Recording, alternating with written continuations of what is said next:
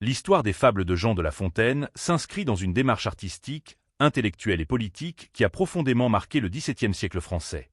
Ce monument de la littérature classique n'est pas né d'une inspiration isolée ou d'un simple divertissement de cour, mais d'une volonté mûrement réfléchie de réinventer un genre antique mineur pour le hausser au rang de la grande poésie.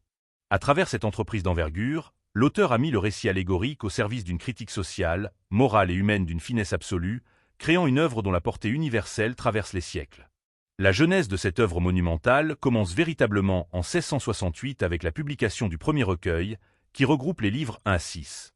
Ce volume est officiellement dédié au Dauphin, le jeune fils de Louis XIV alors âgé de 7 ans, s'inscrivant ainsi dans une tradition d'éducation des princes par l'exemplarité et la métaphore.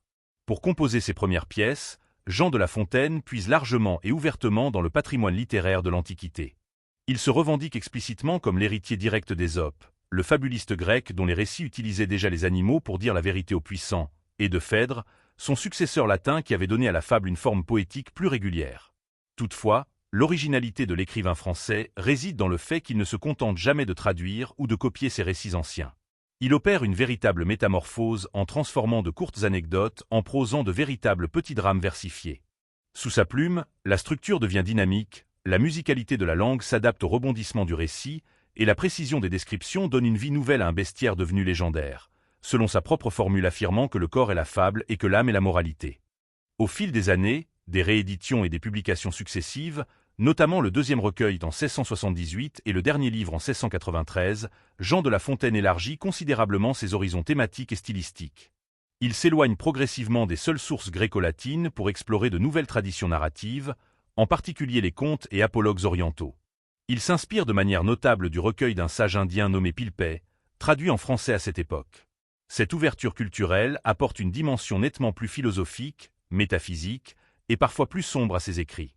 Les récits s'allongent, deviennent des réflexions sur le destin, la sagesse, la solitude et la place de l'homme dans l'univers. La fable cesse d'être une simple leçon de prudence quotidienne pour devenir un miroir tendu à la société de son temps. C'est l'époque où le poète définit son œuvre comme une comédie à 100 actes divers, et dont la scène est l'univers. Sous le masque des animaux, c'est bien l'être humain, la cour du roi Soleil, les vanités de la bourgeoisie, la cruauté des puissants et les faiblesses des humbles que l'écrivain dépeint avec une ironie souvent mordante, mais toujours enveloppée d'une élégance stylistique suprême. L'une des plus grandes forces de cette œuvre réside dans son apparente simplicité, qui cache en réalité une profondeur et une complexité morale vertigineuse. En surface, les récits adoptent un ton plaisant et accessible, ce qui a permis de les utiliser immédiatement pour l'instruction et l'éducation des enfants, un public auquel le poète prétend s'adresser pour lui enseigner les vertus de la prudence et du discernement. Cependant, ces textes sont construits sur un système de double lecture. Ils s'adressent avec autant de force, sinon plus, aux adultes de la cour et de la ville par leur analyse d'une lucidité désabusée, voire féroce, sur les mécanismes du pouvoir, la violence d'État, l'injustice judiciaire et la hiérarchie sociale rigide du grand siècle. Des fables célèbres démontrent ainsi que la raison du plus fort est toujours la meilleure et que les petits paient toujours pour les fautes des grands. Jean de La Fontaine utilise la variété des vers, le rythme et les rimes avec une virtuosité technique absolue.